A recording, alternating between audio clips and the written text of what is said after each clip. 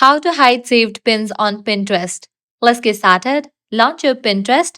You'll land to the home page. Now, at the bottom, you're going to find the pin option.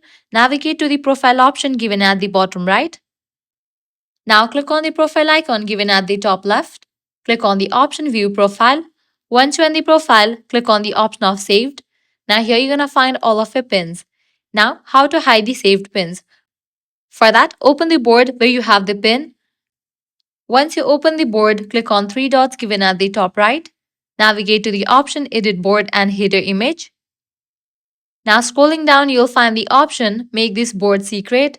Enable for this option. Now only you and your collaborators will be able to see this board. So this way you can easily hide the saved pins.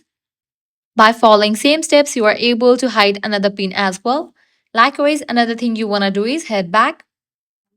Click on the option Profile Visibility. Enable for the option Private Profile. Once you enable this option, your profile will be private and only the people you approve can see your profile, pins, boards, followers, and following list. So these are the ways to hide saved pins on Pinterest. If this guide was helpful, don't forget to like, share, and subscribe to our channel. Thanks for watching.